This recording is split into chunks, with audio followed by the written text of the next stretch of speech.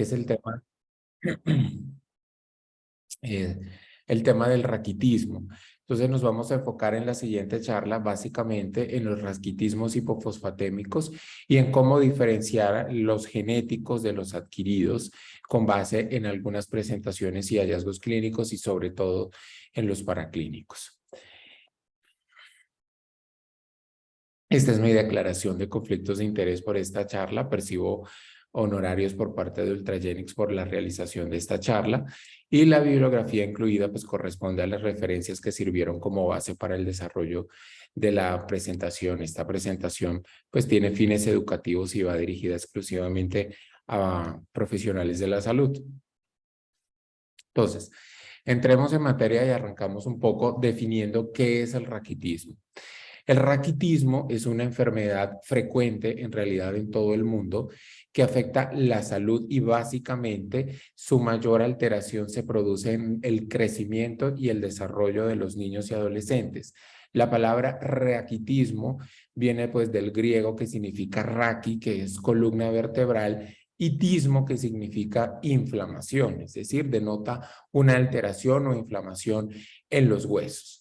Y el término raquitismo se aplica única y exclusivamente para los niños y adolescentes que tienen un trastorno de la mineralización ósea, ya que el término que designa este trastorno en los adultos es la osteomalacia.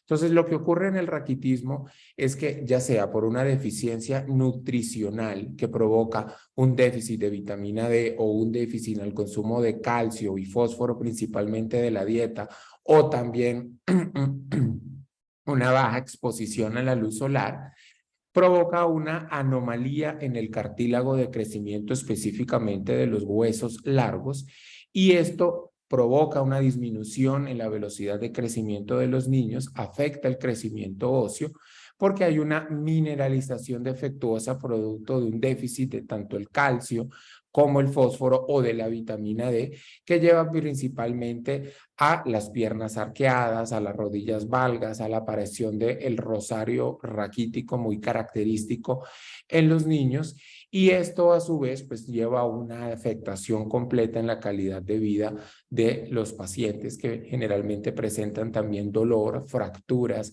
recurrentes, una disminución en la cicatrización ósea. El raquitismo tiene múltiples causas. Puede ser secundario, como los acabo de mencionar, a deficiencias nutricionales en el calcio o el fósforo a través de la alimentación, que son esenciales para el proceso de mineralización del esqueleto. O también puede deberse a causas genéticas o alteraciones genéticas que provocan una alteración en el metabolismo de fosfocálcico. Bueno, el calcio y el fosfato son esenciales para la salud ósea y las funciones fisiológicas. El fósforo es el ion más abundante en el ser humano, seguido por el calcio, y participa en una gran variedad de funciones a nivel celular, no solamente en el proceso de mineralización de los huesos. Esa es una de sus tantas funciones. Tanto el calcio como el fósforo están estrechamente regulados por un mecanismo bastante complejo que vamos a esbozar a continuación, y por lo tanto, tanto las deficiencias nutricionales como ambientales que privan a los niños y a los adolescentes de una adecuada ingesta de fósforo y calcio, pues van a alterar ese equilibrio tan complejo, complejamente muy regulado. Los niveles de calcio y fósforo en el ser humano están en un equilibrio que se da entre la absorción intestinal por la ingesta de la dieta, la excreción renal de estos metabolitos y el flujo de entrada y salida en los huesos y en los tejidos blandos, que son los principales reservorios tanto del fósforo como el calcio. Entonces, estos cuatro estados deben estar en un perfecto equilibrio y regulado por una serie de hormonas y diferentes ejes que mantienen los niveles adecuados tanto de fósforo y calcio. En ese eje hay unos principales actores que son la vitamina D, la paratormona y otra hormona que se llama el factor de crecimiento de fibroblastos tipo 23 o FG23, que son los principales reguladores de la homeostasis de fósforo y de calcio.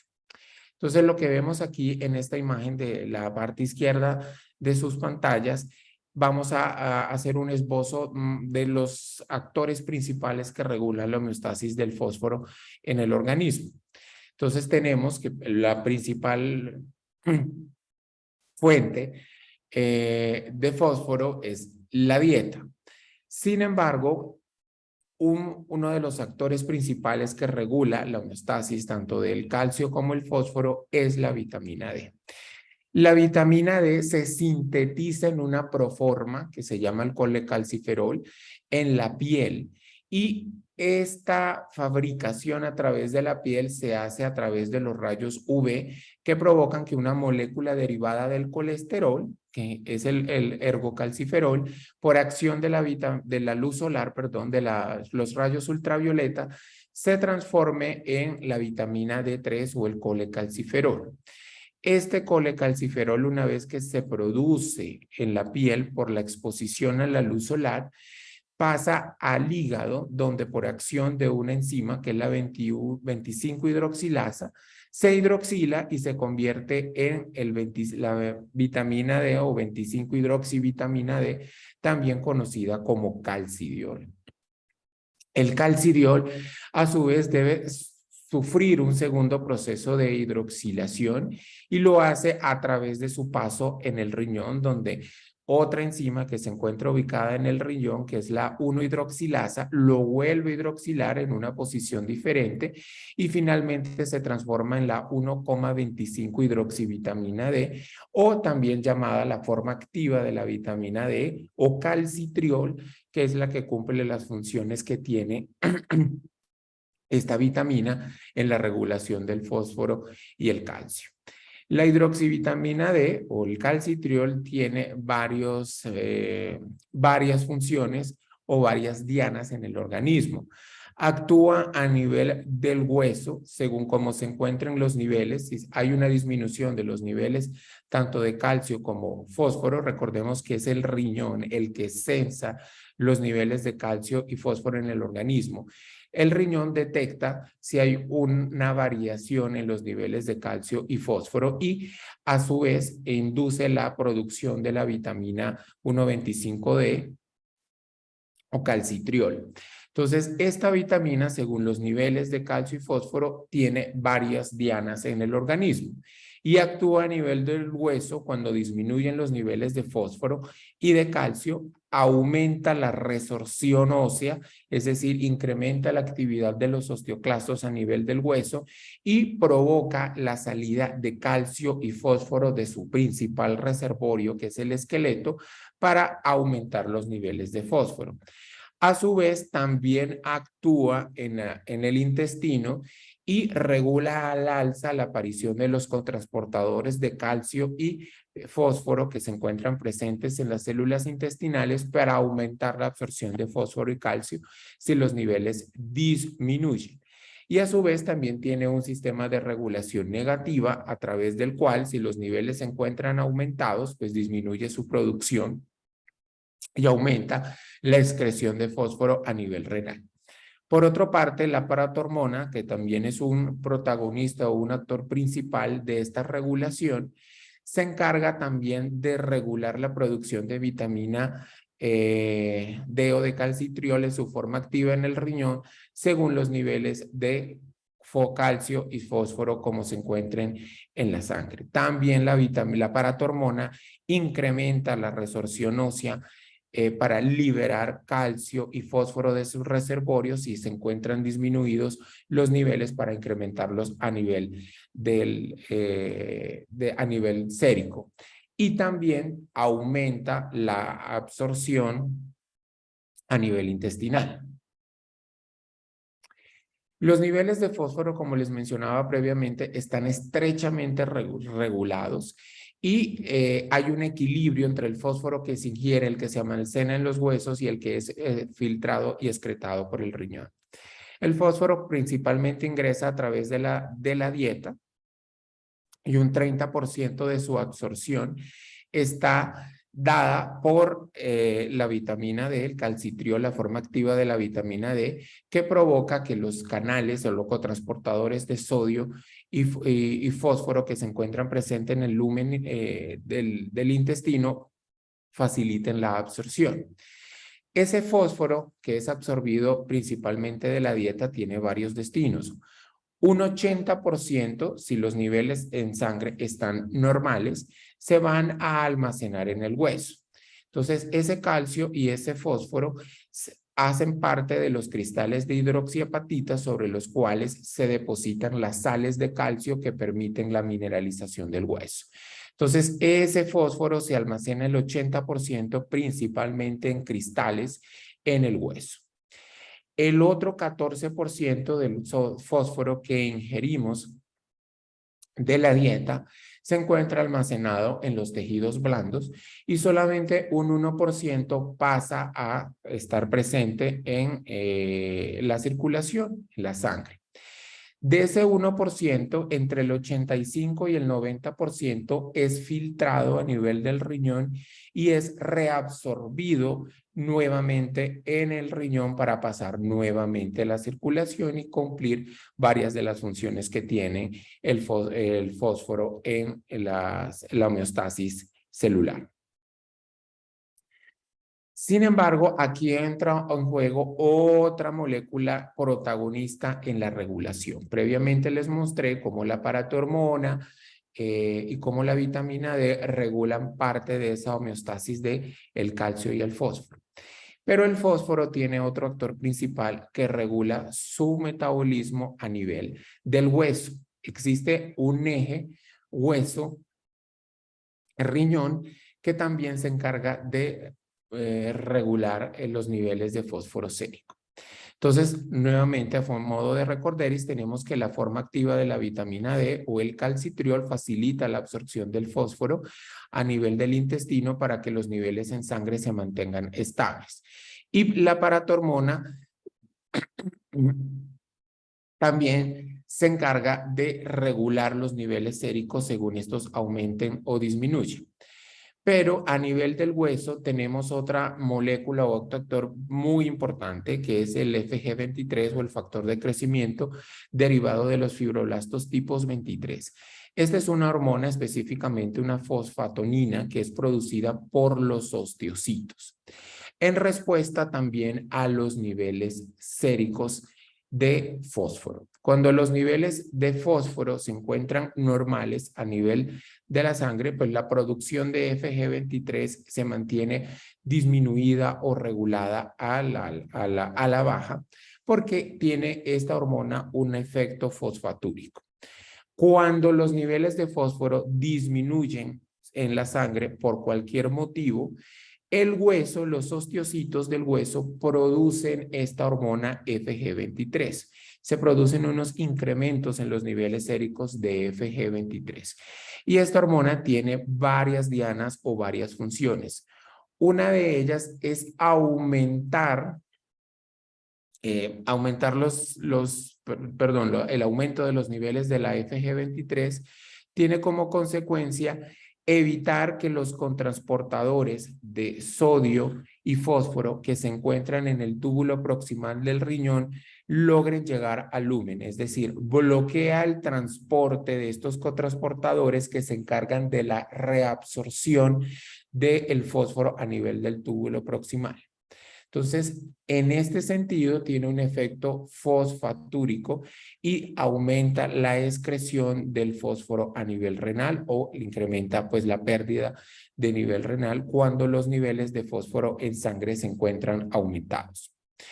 Y por otra parte, si los niveles de FG23 se encuentran también elevados como respuesta a un incremento de los niveles séricos de fósforo, se bloquea la conversión de la forma inactiva de vitamina D a la forma activa de vitamina D, lo cual impide la absorción de fósforo a nivel del intestino para disminuir los niveles de fósforo. Creo que cometí aquí un error al principio y es al revés. Cuando los niveles de fósforo se encuentran elevados en sangre, hay un incremento de la producción de FG23, lo cual incrementa la pérdida de fósforo a nivel del túbulo proximal del riñón y bloquea también la conversión de la vitamina D para que no se absorba más y se mantengan regulados los niveles de fósforos y estos disminuyen. Por el contrario, si los niveles de fósforo disminuyen en sangre, hay una disminución de FG23, con lo cual permite que los cotransportadores puedan pasar al túbulo proximal a nivel renal y reabsorban completamente el fósforo para poder mantener unos niveles séricos adecuados. Entonces, esta homeostasis del fósforo está dada por la regulación estricta que ofrece el factor de crecimiento derivado de los fibroblastos tipo 23. Como le mencionaba, esta hormona es producida por los osteocitos a nivel del hueso en respuesta a los altos niveles de fósforo sérico. Entonces, su función se da básicamente inhibiendo la reabsorción del fosfato renal, así como la producción de vitamina D, como les había explicado previamente en la diapositiva anterior. ¿Y cómo ejerce su acción? Entonces, el factor, el FG23, se une a su receptor de membrana que se encuentra a nivel del riñón. Este receptor de membrana se encuentra unido a otra molécula que se llama cloto, formando un complejo. Una vez que FG23 se une a este receptor, la unión de la molécula con este complejo de cloto y el receptor desencadena una serie de respuestas de segundo mensajeros químicos que lleva como tal a la inhibición de la reabsorción del fosfato renal, impidiendo la translocación o el transporte de los cotransportadores. En esta gráfica vemos mejor este efecto. El factor de crecimiento 23 circulante en individuos sanos. Entonces, ¿qué pasa? Cuando hay un incremento del fósforo sérico, los osteocitos incrementan su producción de esta hormona. Y esta hormona, una vez que se une a su receptor que está acoplado a esta molécula que se llama cloto, mediante una serie de segundos mensajeros químicos, lo que hace es impedir el transporte de este transportador o cotransportador de sodio y fósforo que se encuentra presente en el lumen del túbulo proximal al nivel del riñón. En condiciones normales, lo que hace este cotransportador es permitir una reabsorción casi que completa del fósforo para evitar su excreción renal y que entre nuevamente en la circulación. FG23 bloquea esta colocación de estos cotransportadores cuando los niveles de fósforo se encuentran aumentados, aumentando la pérdida o la excreción del fósforo en la orina. Y es importante que recuerden este efecto regulador de esta proteína porque es la que está implicada en muchas de las etiologías de los raquitismos hipofosfatémicos. Entonces, entrando nuevamente en materia, es importante mencionar que existen dos tipos de raquitismo. Un raquitismo calcipénico, donde hay un déficit de calcio, ya sea por una baja disponibilidad o porque hay un funcionamiento defectuoso de la vitamina D que permite también la absorción del calcio a nivel intestinal, o hay un aumento de la paratormona por otras causas. Este raquitismo, al no haber calcio, obviamente no se pueden formar los cristales o las sales que permiten la mineralización adecuada del hueso. Y el otro grupo de los raquitismos son los raquitismos hipofosfatémicos, en los cuales nos vamos a centrar a continuación, donde hay un aumento en la excreción renal de fosfato o hay un déficit nutricional en la ingesta de fosfato que también altera la mineralización ósea. Este incremento en la excreción urinaria de fósforo puede ser por un daño renal, una insuficiencia renal crónica o un síndrome de Fanconi, o puede ser secundario a que hay un exceso en la síntesis de FG23 o por el contrario no hay un catabolismo adecuado de esta hormona, la cual queda ejerciendo su efecto fosfatúrico de forma prolongada y favoreciendo una excreción de fósforo a nivel renal. Y también puede tener una causa genética, que es la que vamos a revisar a continuación, donde puede haber mutaciones en toda esa cascada de regulación que ejerce sus efectos, sobre la que ejerce sus efectos FG23 en algunos de los genes que codifican los distintos pasos de esta molécula y su acción. Entonces, nuevamente, existen dos tipos de raquitismo. Los raquitismos calcipénicos, donde el déficit está básicamente en el calcio y la vitamina D, y los hipofosfatémicos, donde hay un aumento en la pérdida de fósforo renal o hay un déficit en su ingesta. En los calcipénicos, pues en los que no voy a ahondar mucho, pero voy a mencionar que básicamente se deben por una deficiencia de vitamina D o resistencia a la acción de la vitamina D, por un déficit dietario, un síndrome de mala absorción por diversas causas, la ausencia de exposición a la luz solar. En términos generales, se considera que el raquitismo es poco frecuente en los trópicos y en los países que se encuentran sobre la zona ecuatorial porque reciben una gran exposición a la luz solar. Sin embargo, ciertos factores demográficos y culturales pueden hacer que los niños tengan durante sus primeros años de vida una baja exposición a la luz solar que es necesaria para fabricar la vitamina D, y esto puede llevar al raquitismo. Las personas también morenas o de raza negra o afrodescendientes.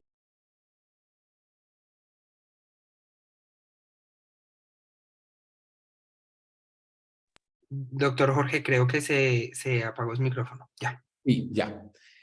Tienen una mayor probabilidad también de presentar raquitismo porque la piel oscura hace que puedan entrar menos rayos UV y contribuir a la fabricación de la vitamina D. También defectos o bloqueos metabólicos en el proceso de hidroxilación de la vitamina D pueden provocar también un raquitismo calcipénico. Entonces, enfermedades hepáticas en los niños o el uso de medicamentos que interfieren con la hidroxilación, como la fenitoína, pueden provocar un raquitismo calcipénico secundario.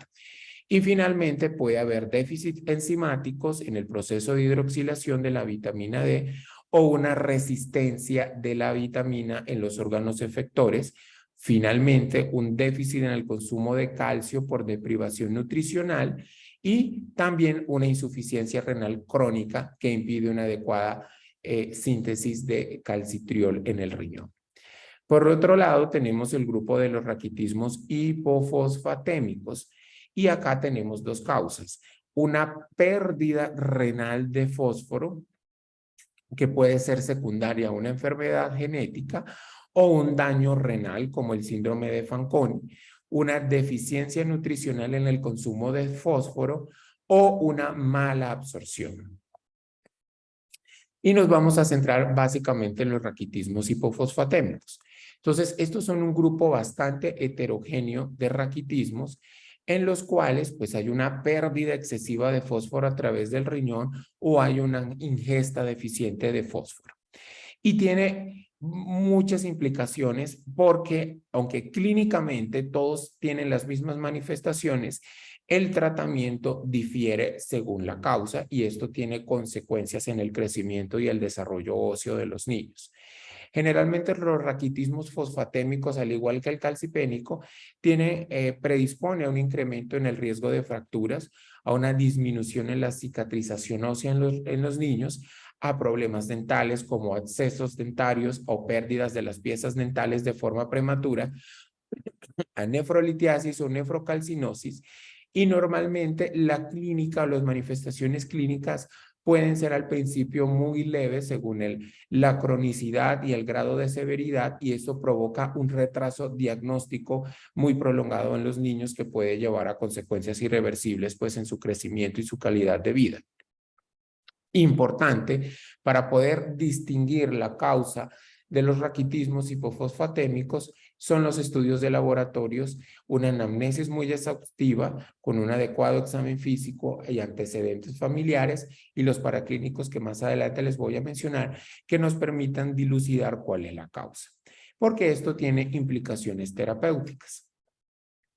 Entonces, como les comentaba, los raquitismos hipofosfatémicos son muy heterogéneos y pueden ser tanto adquiridos de origen nutricional o por alteraciones secundarias en diversos órganos, o pueden ser también de origen genético, como lo vamos a mencionar.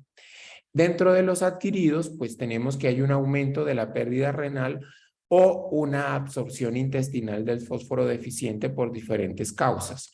O puede haber una absorción intestinal defectuosa del calcio. Tanto el calcio como el fósforo utilizan el mismo transportador intestinal. Y esto, si hay un déficit de calcio y de fósforo, pues obviamente podemos tener un raquitismo adquirido de forma nutricional. Y también se puede producir por una disminución en la reabsorción renal de fosfato, por un daño renal de diferentes índoles o etiologías que provoca una pérdida renal de fósforo con la consecuente hipofosfatemia. ¿Cuáles son los signos y síntomas clínicos de los raquitismos hipofosfatémicos? Independiente de la causa, sea adquirida o genética, la manifestación es la misma. El cuadro clínico es exactamente el mismo. Dependiendo de qué tan severo es y sostenida es la hipofosfatemia, los pacientes pueden presentar un amplio espectro de síntomas. Incluso pueden llegar a ser asintomáticos si la hipofosfatemia no es tan severa, o pueden llegar a presentar un raquitismo grave o una osteomalacia. ¿El raquitismo cómo se evidencia? Entonces, estos niños empiezan a tener un retraso en su velocidad de crecimiento y ese puede ser el síntoma inicial o el primer hallazgo. Una disminución en el crecimiento, son niños que van a los controles de crecimiento y desarrollo y hay una pobre progresión de la talla, empiezan a tener bajas estaturas. Cuando los niños empiezan a caminar erguidos o empiezan a apoyarse, pueden empezar a aparecer síntomas de una mineralización defectuosa, que son las piernas arqueadas, que pueden ser en varo. También puede presentarse valgo, pero es más frecuente que se presente el varo. Pueden tener un retraso en el neurodesarrollo. Estos pacientes pueden tener una hipotonía y una miopatía que retrasa los hitos del desarrollo. Además, a medida que crecen puede haber calcificación de los tendones de ciertos grupos musculares, lo cual causa limitación en el movimiento, empiezan a tener manchas antálgicas y manchas anormales, empiezan a tener el famoso rosario raquítico, pues que no es evidente en los pacientes y en los que se observa es porque hay una hipofosfatemia severa y prolongada, donde los cartílagos costales se ensanchan en la unión condrocostal y adquieren ese aspecto de rosario. Se ve una estrechez de la reja costal y el abdomen se hace prominente. Los pacientes pueden empezar a tener deformidades en el cráneo o craniotabes o deformidad o dolicocefalia. Algunos pacientes pueden hacer craniosinostosis en los primeros meses de vida.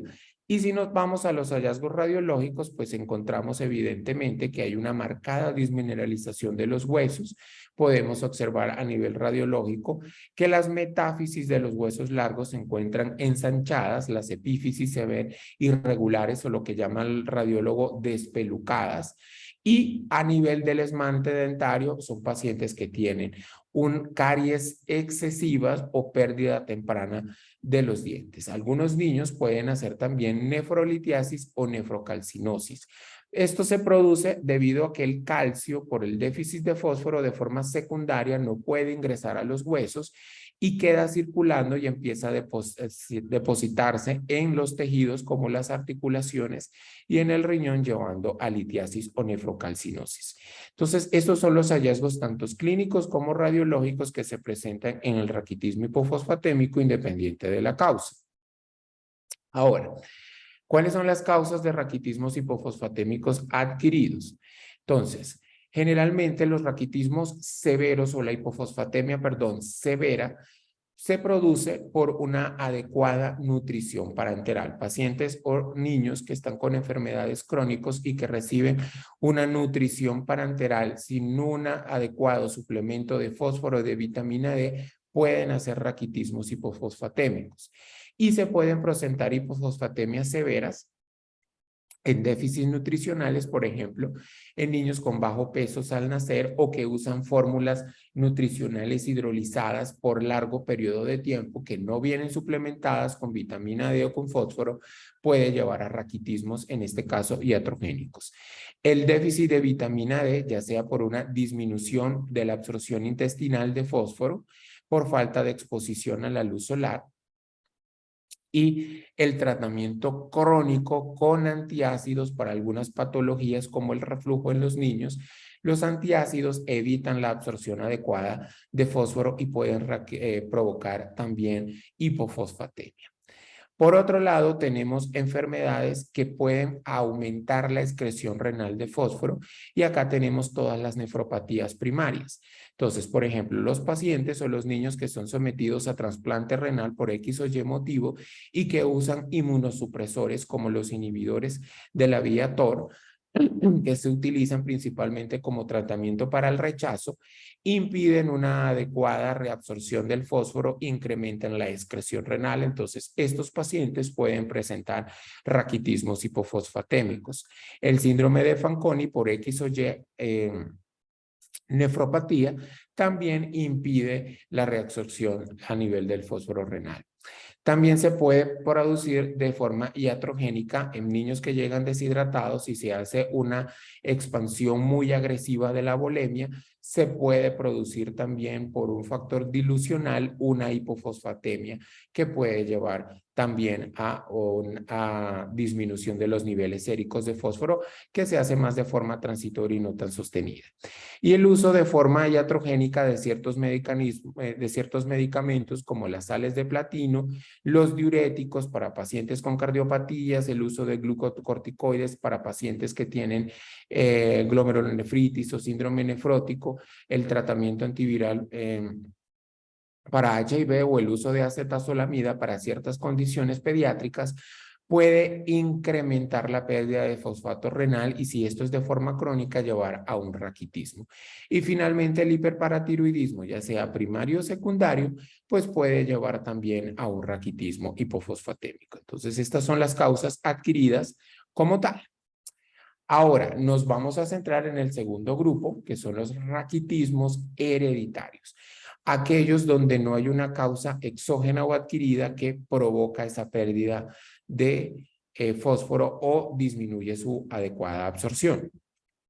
Los raquitismos hereditarios se pueden a su vez subclasificar en dos grandes grupos. Aquellos en los cuales hay una producción excesiva de FG23, ¿se acuerdan esta hormona que les mencioné al principio? Cuya función es aumentar la pérdida renal de fósforo. Entonces, aquí tenemos una serie de condiciones genéticas donde hay una excesiva producción de esta hormona. Y en el segundo grupo tenemos raquitismos hereditarios donde FG23 no está aumentado, donde sus niveles son normales y son otros factores genéticos los que contribuyen a que se dé ese raquitismo. Entonces, centrándonos en los raquitismos hipofosfatémicos hereditarios, como les mencioné, los dividimos en dos grupos. Aquellos donde hay un aumento excesivo de FG23 o el factor de crecimiento de fibroblastos tipo 23. De estos raquitismos, el más frecuente es la enfermedad conocida como XLH o raquitismo hipofosfatémico ligado al cromosoma X. Este es el más frecuente de los raquitismos hereditarios y afecta más o menos a una de cada 20,000 personas. Y se debe a una mutación en un gen que se llama PEX. La función de este gen es desconocida todavía, pero se sabe que regula o inhibe la producción de FG23. Entonces, las mutaciones en PEX llevan a un incremento en la producción de FG23 y esto lleva a una pérdida de fósforo renal, a una hipofosfatemia con un calcio sérico normal y una vitamina D 1.25 que se encuentra inapropiadamente baja o normal ante esos niveles tan bajos de fósforo. De aquí hacia abajo, los otros raquitismos que incrementan la producción de FG23 son excesivamente raros o infrecuentes, pero están descritos. Se han descrito también mutaciones en el gen que codifica FG23 que provoca un raquitismo hipofosfatémico autosómico dominante. Esto provoca también un aumento en la producción de esta hormona con las mismas consecuencias. Estas dos enfermedades son clínicamente indistinguibles la una de la otra y solamente el estudio genético las permite diferenciar, pero básicamente la segunda es extremadamente rara o infrecuente. Tenemos otras formas de raquitismos hipofosfatémicos donde hay mutaciones en otros genes que regulan el catabolismo o la síntesis de FG23. Tenemos que las mutaciones en el gen de MPB1 causan una forma de raquitismo hipofosfatémico recesivo que aumenta la producción de IFG23, llevando también a una hipofosfaturia y una hipofosfatemia, con el evidente raquitismo o la osteomalacia. El mecanismo por el cual estas mutaciones llevan a esta producción todavía excesiva de FG23 aún no se ha podido dilucidar adecuadamente y es extremadamente raro con pocos casos reportados en la literatura. Lo mismo que el raquitismo autosómico recesivo tipo 2, donde hay también una mutación en este gen que se llama ENPP1. Este gen codifica una proteína que se cree que está involucrada en regular los niveles de FG23 y su mutación lleva a un incremento. Estos pacientes, además de tener una pérdida renal de fósforo, exhiben unas características clínicas muy particulares y es que hacen calcificaciones ectópicas en la aorta y en los riñones a edades muy tempranas y los niños también hacen una hiperostosis o una sobrecalcificación de algunos huesos específicos. Es un raquitismo extremadamente infrecuente cuya prevalencia es desconocida con pocos casos reportados. Y finalmente tenemos otra forma recesiva también de raquitismo hipofosfatémico, donde hay mutaciones en uno de estos dos genes que también regulan el catabolismo de FG23, es decir, se encargan de degradar esta molécula cuando ya ejerce su función y la mutación en estos genes pues provoca que FG23 quede permanentemente activo, provocando una pérdida de fósforo, llevando también a la misma hiperfosfaturia y la hipofosfatemia. Hay otras formas también menos frecuentes de raquitismo hipofosfatémicos de origen genético. Y acá tenemos el raquitismo hipofosfatémico con hiperparatiroidismo, donde hay una mutación en el gen que codifica a cloto. ¿Se acuerdan que les mencioné que cloto es una proteína que está unida al receptor de FG23 en las células del riñón? La mutación en cloto lleva a que quede esta vía permanentemente prendida y FG23 no pueda ser degradado y se lleve a una pérdida permanente de fósforo por la acción de FG23 que provoca la pérdida renal. Otra patología muy rara que es el síndrome de McCune-Albright o la displasia fibrosa poliostótica. Es una enfermedad genética somática, es decir, una mutación que ocurre después de la concepción en algunas células, producto de una mutación en este gen que se llama GNAS, que provoca también un incremento de forma secundaria en los niveles de FG23, llevando a que solamente algunas partes de algunos huesos del cuerpo no se mineralicen adecuadamente y tengan un defecto en la mineralización. Pero estos pacientes, producto de esta mutación que afecta otros tejidos, pueden tener además otras manifestaciones clínicas muy diferentes, como manchas café con leche, pubertad precoz, problemas endocrinos, alteraciones fenotípicas, retardo mental, y es extremadamente raro. Y finalmente lo menciono, hay algunos tumores óseos que producen FG23, producto de una alteración genética que ocurre única y exclusivamente en las células tumorales. Una translocación entre el cromosoma 9 y 13 en algunas células tumorales, en algunos tumores óseos, hace que estos empiecen a producir FG23 y originen un síndrome paraneoplásico, incrementando la pérdida de fósforo a nivel renal y llevando a osteomalacia en los adultos o a raquitismo en los niños que padecen estos tumores. Estos son todas las formas de raquitismo que tienen un mecanismo genético en su producción, en su aparición y en los cuales hay un incremento en la producción de FG23. El otro grupo de los raquitismos hipofosfatémicos, donde no hay un incremento de FG23, son todavía extremadamente más raros y menos frecuentes. Y acá tenemos raquitismos hipofosfatémicos que se deben a mutaciones en los genes que codifican el cotransportador que en el túbulo proximal del riñón se cargan de la reabsorción. Mutaciones en estos dos genes, LC34A1 y A3, que se encargan de codificar esos canales que permiten la reabsorción, pues llevan a una pérdida de fosfato, en los cuales el FG23 se mantiene disminuida, la vitamina D se eleva en respuesta a esa disminución del fósforo sérico y los pacientes tienen hipercalciuria y nefrocalcinosis y la sintomatología de un raquitismo en ambas enfermedades. Ambas son recesivas y son extremadamente infrecuentes. Ya para finalizar, nos vamos a centrar específicamente en algunos de estos síndromes genéticos que pueden causar un raquitismo hipofosfatémico. Como le mencioné, uno de estos es el síndrome de McCune-Albright. Es una enfermedad genética que ocurre después de la concepción por una mutación que ocurre en forma de mosaico. Es decir, la mutación la tienen algunas células del cuerpo y otras no.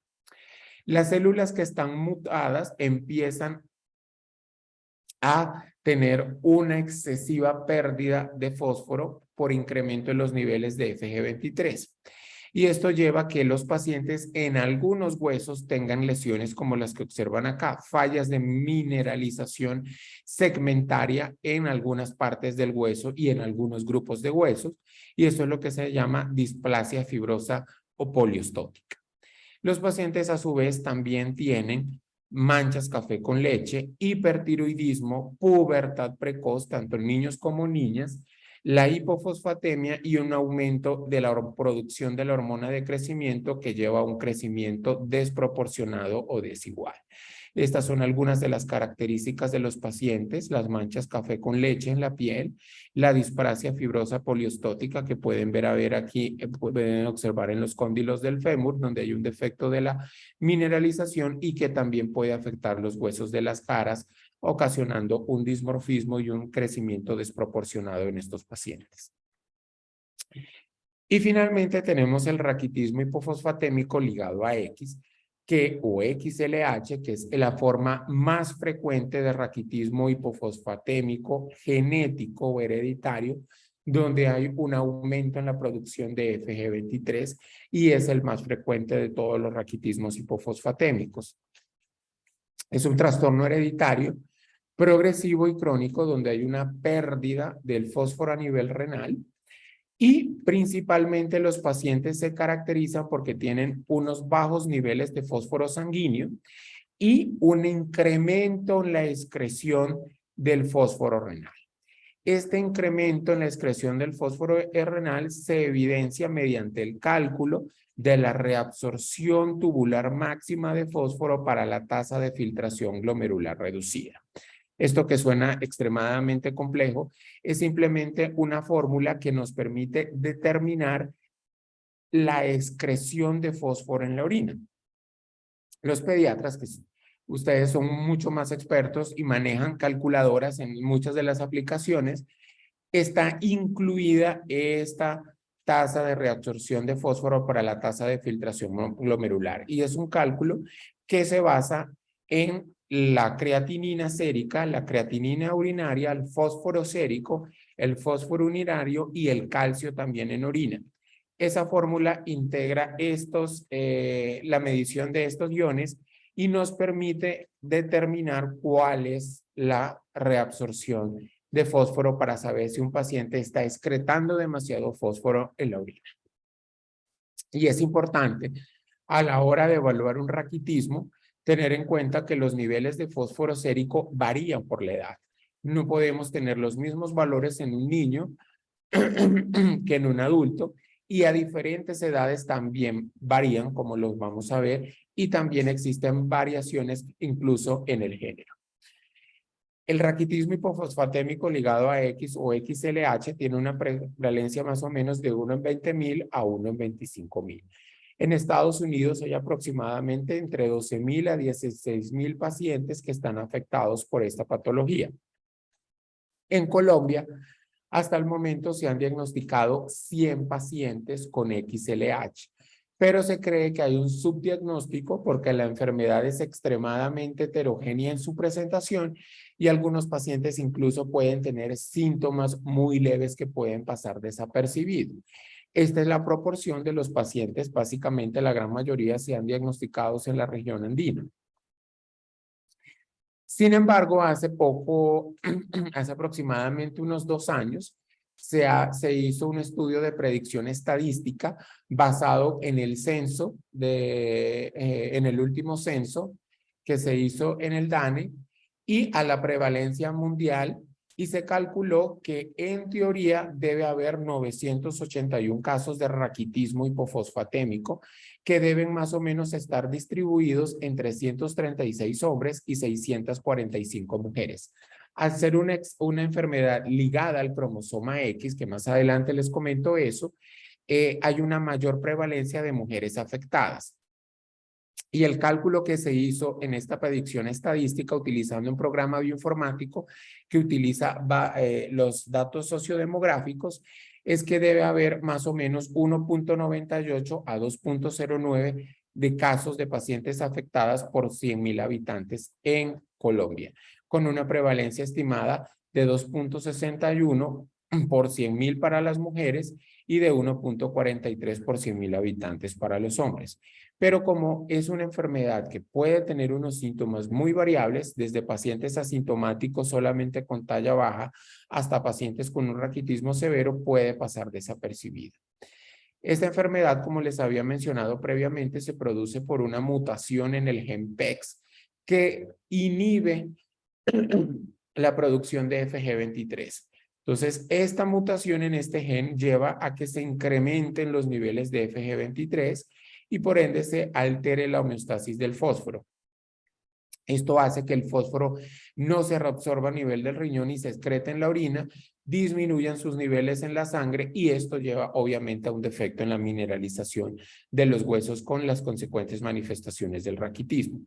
Afecta pues obviamente tanto a niños como a adultos. La enfermedad es de inicio en la edad pediátrica, generalmente antes de los 2 años, casi todos los pacientes exhiben algún síntoma. En los niños se hace típicamente, como les mencioné, evidente la enfermedad cuando el niño empieza a caminar, que es alrededor de los 2 años de vida, y hay un arqueamiento de las extremidades inferiores, hay un deterioro en la velocidad de crecimiento y el raquitismo.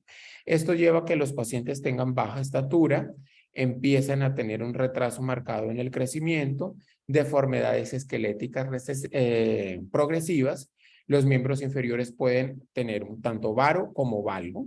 Hay un dolor intenso en los huesos, dolor articular y rigidez o entesopatía de los tendones. Los niños pueden hacer retrasos en los hitos del desarrollo y demorarse en adquirirlo porque de forma secundaria pueden tener una hipotonía.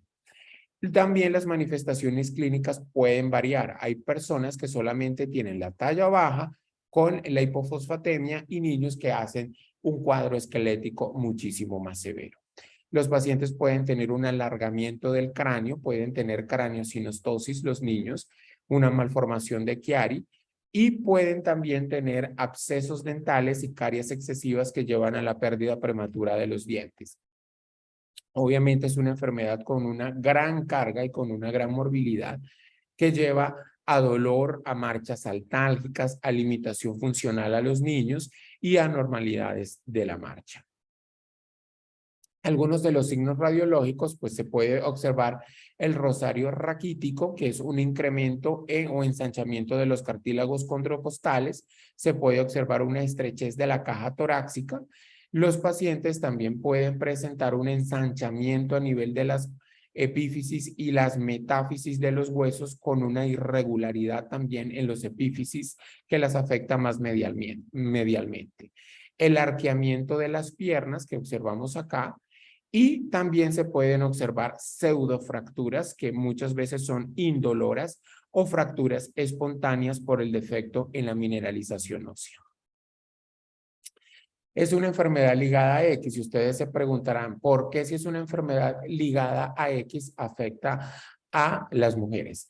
Todavía no se sabe, es decir, la mayoría de las enfermedades ligadas a X tienen afectación exclusiva de los varones como la hemofilia, pero la XLH se comporta diferente y se habla que es una enfermedad dominante ligada a X. Dominante porque afecta a hombres y a mujeres por igual. Una de las teorías es que normalmente cuando una mujer tiene un cromosoma X con una mutación, tiende a inactivarlo. Y en esta patología, una de las teorías es que las mujeres hacen una inactivación desigual e inactivan el cromosoma X sano y dejan activo el cromosoma X con la afectación y por eso presentan síntomas. Entonces, es una patología que afecta a hombres y a mujeres por igual con la misma severidad. Cuando el hombre es el que está afectado, acuérdense que los hombres tenemos un cromosoma X y un cromosoma Y. El gen PEX está ubicado en el cromosoma X. Si un hombre es el que está afectado, los hombres somos los que determinamos el sexo de nuestros hijos.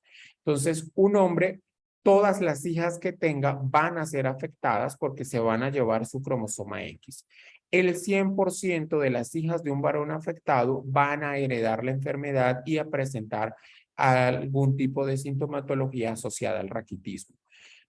Y por el otro lado, los hijos varones de un hombre afectado, el 100% van a ser sanos porque su cromosoma X lo van a heredar de su madre sana y el cromosoma Y de su padre que no tiene la alteración y van a ser sanos en el 100% de las probabilidades.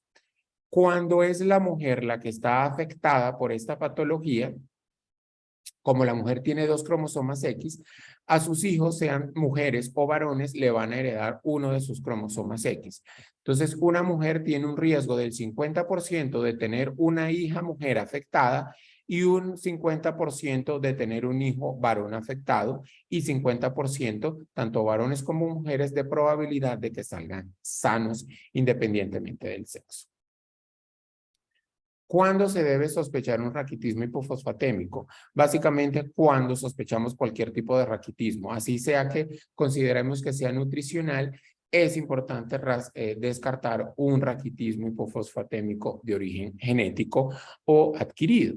Entonces, cuando en un contexto clínico nos enfrentamos ante un niño que tenga signos tanto físicos como radiológicos de un raquitismo, siempre se debe pensar en un raquitismo hipofosfatémico. Y la única forma de poder diferenciar la causa es mediante los estudios bioquímicos. Los análisis de sangre y de orina deben siempre utilizarse y tener en cuenta los rangos específicos de la edad para no cometer errores. Lo primordial es pedir un perfil fosfocálcico en estos pacientes. Y si observamos el fósforo sérico disminuido y si hacemos el cálculo de la reabsorción tubular máxima para la tasa de filtración glomerular del fósforo, vamos a ver que hay un aumento de la excreción de urinaria de fósforo en un paciente con un raquitismo hipofosfatémico.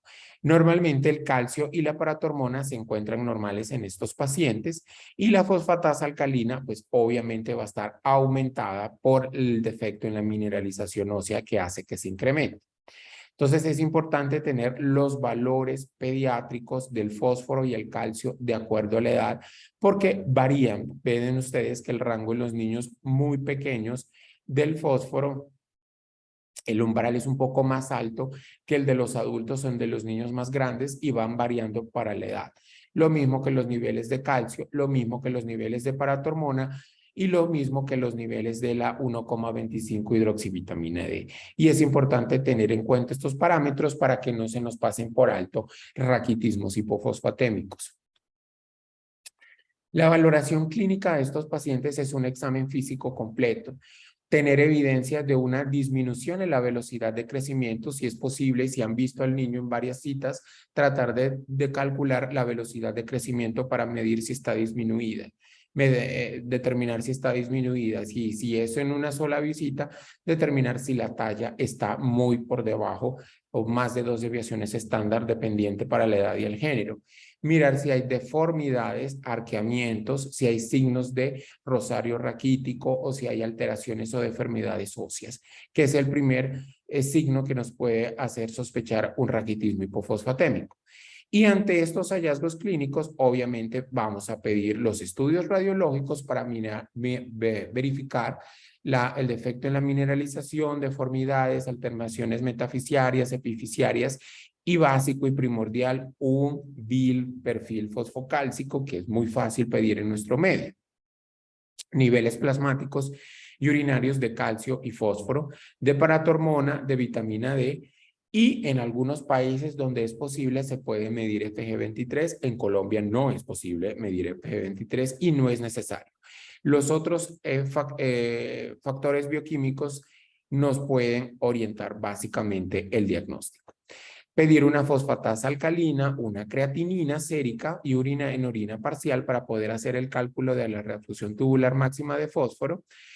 Y eso nos permite determinar efectivamente si es un raquitismo hipofosfatémico con un incremento en la excreción de fósforo a nivel renal. El tratamiento de estos pacientes, pues básicamente radica en varios objetivos. Uno es, obviamente, disminuir el dolor en estos niños, normalizar los niveles de fosfatasa alcalina que nos indican de forma indirecta que hay una mejoría en la mineralización ósea.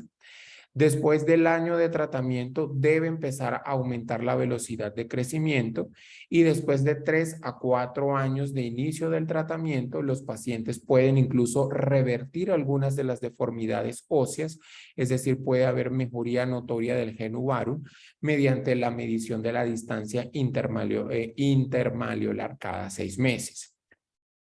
El objetivo del tratamiento es mejorar la velocidad de crecimiento y normalizar la curvatura de las extremidades inferiores y curar la enfermedad ósea. Entonces, el manejo de los raquitismos hipofosfatémicos se basa en 2 pilares fundamentales. Uno es mejorar los niveles de séricos de fósforo. Y para eso, pues los pacientes deben recibir fósforo oral y suplementos de calcitriol que permitan a ese fósforo poder entrar al hueso. Y correcciones ortopédicas según tengan o no deformidades severas que alteren la mecánica de su marcha o les provoquen mucha limitación funcional. Entonces, estos pacientes deben recibir un suplemento con fosfato oral y también una forma exógena de vitamina D. Tanto en la forma genética como en la forma adquirida, dependiendo de la causa, pues en las formas adquiridas hay que obviamente solucionar el factor desencadenante, llámese un medicamento, llámese la nutrición parenteral, las dietas hidrolizadas o el daño renal que está causando la pérdida. Pero hay que suplementar con fósforo y calcitriol. Y en las formas genéticas también hay que suplementar con fósforo y calcitriol, pero las formas genéticas, obviamente, como hay una alteración a nivel del túbulo renal que provoca la pérdida de fósforo, pues no vamos evidentemente a abordar la etiología subyacente.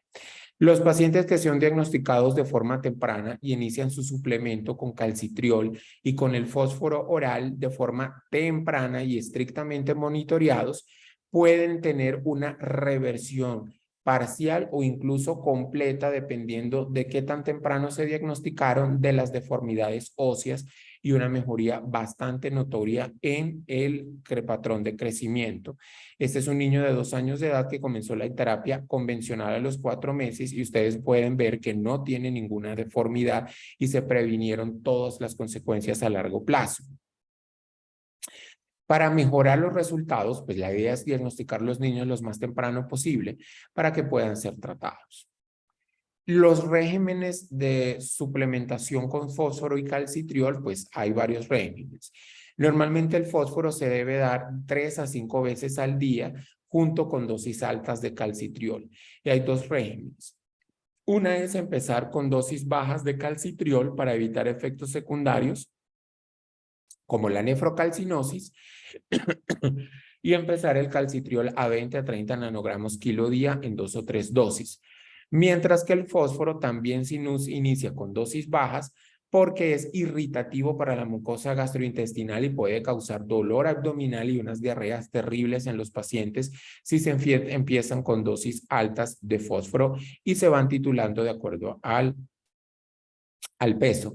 Normalmente se empieza con las sales de fósforo de 20 a 40 miligramos kilo día administrados en 3 a 5 dosis. El fósforo vienen preparados de pastillas o vienen también en soluciones magistrales donde se puede ir titulando la dosis del paciente, empezando con dosis mínimas y ir aumentando según el peso y los efectos. O el otro régimen es iniciar con dosis altas de vitamina D, de calcitriol, a 50 o 70 nanogramos kilo días, hasta llegar a una dosis máxima de 3 microgramos diarios de calcitriol junto con el fósforo que se debe ir titulando. Estos pacientes hay que hacerles un monitoreo muy estricto porque si nos excedimos mucho con el calcitriol, que también favorece la absorción de calcio, podemos causarles nefrocalcinosis o hipercalcemias con daño renal a estos pacientes. Entonces se deben monitorear estrictamente. Y lo otro es que hay muchos niños que no toleran el fósforo. El fósforo se debe dar 3 a 5 días e incluso a dosis bajas. Hay niños donde el fósforo es extremadamente irritante y les da unas gastritis severas y les da unas diarreas terribles y no son tolerantes al fósforo.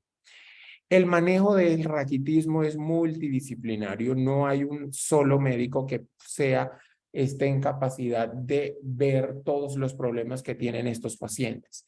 Entonces, se debe propender siempre por un manejo multidisciplinario que incluya nefrólogo, pediatra, endocrinólogo pediátrico, ortopedista infantil, psicología por la carga de enfermedad. Estos niños tienen bullying, problemas de bullying y depresiones terribles debido a la limitación funcional y las deformidades óseas, genética para el diagnóstico y seguimiento, odontología, otorrino y etcétera. Básicamente casi todas las especialidades pediátricas. Y algunos pacientes requieren cirugías para mejorar la dinámica, sobre todo los niños ya grandes en los cuales se están cerrando las placas de crecimiento, pues ya no hay la opción de revertir el daño óseo y estos pacientes se les deben hacer osteotomías varizantes para poder mejorar la mecánica y mejorar el dolor y la funcionalidad. Y en los niños ya adolescentes, donde el crecimiento ha cesado o está por terminar, se pueden hacer también epifisiodesis para nivelar la simetría de las extremidades y mejorar la dinámica. La cirugía obviamente implica riesgos durante la infancia y es que puede también disminuir el potencial de crecimiento y cada caso pues debe ser evaluado. Finalmente, ante un raquitismo hipofosfatémico, que sospechemos que es de origen genético, luego de hacer todos los estudios, pues es importante tener el diagnóstico genético porque nos permite también acceder a terapias en estos pacientes. Entonces, como el más frecuente de los raquitismos hipofosfatémicos es el hígado AX, pues si tenemos la sospecha de un paciente con un raquitismo hipofosfatémico, lo ideal sería secuenciar el gen PEX mediante un estudio de secuenciación para determinar si se encuentra la mutación. Sin embargo, si no encuentro en la secuenciación alguna mutación, puede ser que el paciente tenga una pérdida completa del gen que la secuenciación no puede identificar y se pueden hacer estudios de delesión o duplicación si la sospecha apunta a un raquitismo hipofosfatémico ligada a X. Finalmente, si no encuentro nada en PEX y el paciente tiene todos los hallazgos clínicos de un raquitismo, pues puedo hacer un panel multigénico o un estudio que incluya todos los genes que les mencioné brevemente que pueden estar alterados y que provocan una pérdida renal de fósforo a nivel renal. Y si no encuentro ninguna mutación, pues debo volver a reestudiar al paciente para determinar si puede ser un raquitismo hipofosfatémico adquirido o considerar una prueba genética mucho más amplia como la secuenciación del exoma o del genoma para identificar efectivamente dónde está la alteración genética. Y ya para terminar, pues les voy a presentar estas dos últimas diapositivas que son el diagrama de flujo de diagnóstico de un raquitismo hipofosfatémico. Uno muy general y otro muchísimo más específico. Entonces, estos algoritmos nos permiten distinguir los trastornos donde hay una pérdida de fosfatos hereditarios de otras enfermedades con manifestaciones clínicas similares como el raquitismo nutricional u otras enfermedades genéticas que afectan la mineralización del hueso. Entonces, si yo me enfrento entre un niño que tiene hallazgos clínicos y radiológicos de un raquitismo, pues lo primero es pedirle un perfil fosfocálcico para mirar cómo se encuentra y las radiografías que me permitan evidentemente evidenciar la alteración en la mineralización ósea. Si dentro de las pruebas bioquímicos encuentro que la PTH está normal, pero la fosfatasa alcalina está baja, que es extremadamente raro encontrar una alteración ósea con una fosfatasa alcalina baja, pues sospecho una enfermedad genética que se llama la hipofosfatasia y me voy por ese lado para confirmar esa enfermedad. Pero si encuentro que la paratormona está normal y la fosfatasa alcalina está muy elevada, lo cual indica una alteración en la mineralización ósea, debo pensar en un raquitismo hipofosfatémico como XLH u otras formas de raquitismo hipofosfatémico. Si por otro lado encuentro que la PTH está elevada, la vitamina B de 25-hidroxi o el calcidiol se encuentra baja, pues tengo un déficit de vitamina D, ya sea por falta de la exposición de la luz solar o un déficit nutricional. Si tengo la paratormona muy alta, pero tengo el calcidiol o la 25-hidroxivitamina D normal o ligeramente baja, pues debo determinar si el paciente tiene un déficit por falta de exposición a la luz solar y se le puede dar vitamina D para determinar si efectivamente se trata de un raquitismo resistente a la vitamina D o simplemente hay un defecto en la hidroxilación. Y este algoritmo, que es un poquito más específico, nuevamente, paciente con sospecha de raquitismo, pues se le piden el perfil fosfocálcico y las radiografías. Si veo que en el perfil fosfocálcico encuentro que hay una disminución del calcio sérico, pues nos vamos hacia un raquitismo calcipénico que básicamente puede ser carencial por un déficit de vitamina D y se trata pues con vitamina D. Si hay buena respuesta, pues se confirma el diagnóstico. Pero si el paciente tiene unos niveles normales de vitamina 25-hidroxivitamina D, pues debo mirar si hay un defecto en el metabolismo, la producción de la vitamina D, pensar en esos raquitismos resistentes que son extremadamente raros.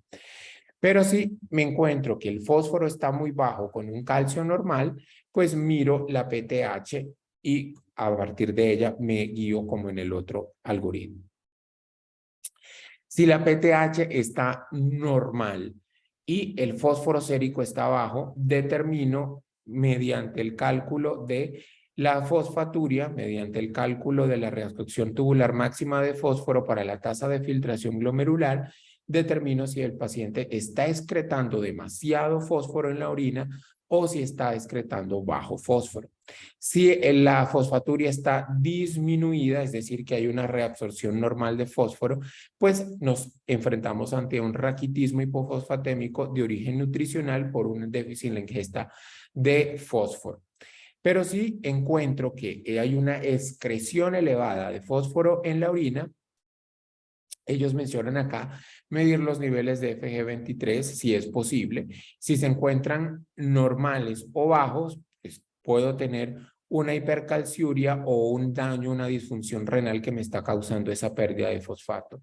Y si se encuentran altos, debo pensar en alguna de las formas genéticas de raquitismo hipofosfatémico, en primer lugar el XLH, que es la más frecuente. Muchísimas gracias por su atención y quedo atento a las dudas o preguntas que tengan. Doctor Rojas, muchísimas gracias por su charla muy completa. Creo que nos aclara muchísimos puntos del diagnóstico y del manejo del raquitismo. Tenemos tiempito para 3 a 4 preguntitas que tenemos acá en el chat. Entonces, la primera pregunta dice, bueno, que muy buena charla. Preguntan porque las regiones frías de páramo, donde hay muy poca luz del día y por época de lluvias y una dieta rica solo en carbohidratos, uno puede tener un paciente con talla baja y muy bajo peso y puede haber deficiencia de vitamina D en la sangre. En ese escenario muy particular, si uno está sospechando el raquitismo, ¿qué recomendaría usted hacer? Yo creo que ahí nos ayudaría mucho volver a repasar el flujograma final, tal vez para que quede claro qué pedir y a quién remitírselo. Sí, exactamente. De pronto voy a regresarme acá. Entonces, sí es importante en el flujograma, obviamente, entre un niño que tiene baja talla, pues pedir un perfil fosfocálcico porque es el que nos va a guiar si efectivamente hay un déficit por falta de exposición a la luz solar o nutricional. Entonces, acá esencialmente nos tenemos que apoyar en los paraclínicos en pedir el perfil fosfocálcico en estos pacientes. Entonces, si encuentro que el fósforo está disminuido en la sangre, pues me voy hacia un raquitismo hipofosfotémico y miro cómo está la PTH y pido los niveles de vitamina D para determinar si efectivamente es un déficit de vitamina D por exposición a la luz solar. O si es el calcio el que está disminuido, pues pensamos en un raquitismo calcipénico que también más frecuentemente es por un déficit nutricional, pero siempre es importante, si entra un paciente con talla baja, pues ayudarnos del perfil fosfocálcico porque nos puede guiar hacia dónde puede estar la alteración, si es una nutricional, si es un déficit en la exposición a la luz solar, que están bajos los niveles de vitamina D, pues es mucho más fácil orientarnos y suplementar a ese paciente con la vitamina D y mirar la respuesta. Gracias, doctor. Sí, tenemos otro par de preguntas. Nos preguntan que si tiene la actividad física en los niños influencia en ese equilibrio en el metabolismo óseo y si existen algunas recomendaciones para disminuir la presencia de raquitismo en el sedentarismo.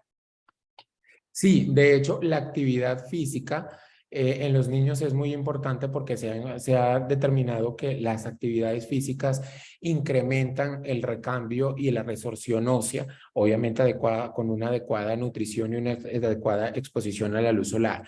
Pero sí se sabe que la actividad física en los niños activa pues el metabolismo óseo e incrementa la resorción del hueso, el recambio del hueso y ayuda a mantener una mejor homeostasis fosfocálcica. Entonces, se debe propender porque los niños hagan actividad física. Sin duda mejora el pico de acreción de masa ósea esa actividad física. Nos preguntan también que el uso de protector solar podría afectar la absorción adecuada, más que la absorción, la producción de vitamina D. ¿Influye el nivel de factor de protección solar, del protector solar? Fíjate que sí, eso está descrito en varios artículos y es una de las condiciones socioculturales que está haciendo que se incremente en el raquitismo, porque el raquitismo se consideraba una patología ya casi que erradicada. Entonces, sí mencionan eso, evidentemente, el uso del protector solar provoca que se disminuya la producción de vitamina D en los niños y también el factor de protección. Entonces, factores de protección por encima de 50 básicamente anulan la producción de vitamina D en la piel en los niños. Entonces, hay que encontrar un balance. Obviamente, hay que prevenir la insolación y el exceso pues, de las quemaduras solares en los niños, pero también debe haber algo de exposición a la luz solar para que se puedan incrementar los niveles de vitamina D y tener una buena salud ósea. Pero sí está descrito que el uso de protectores solares más recientemente en las últimas décadas ha incrementado los déficits de vitamina D en los niños. De acuerdo. Y ya para ir terminando, nos preguntan qué productos con fósforo en Colombia recomienda, ya que en el POT no hay un medicamento para este diagnóstico. Pues normalmente se utilizan soluciones magistrales de fósforo. Digamos que ahí me corchan un poco porque esa no es mi área de experticia, eso más lo manejan los nefrólogos, pero se utilizan fórmulas magistrales de fósforo que vienen preparadas, donde indican la cantidad de miligramos o la disueltas en la solución y también hay tabletas que se le pueden dar ya a los niños más grandes que vienen con unos miliequivalentes determinados de fósforo y con base en eso se puede hacer el cálculo.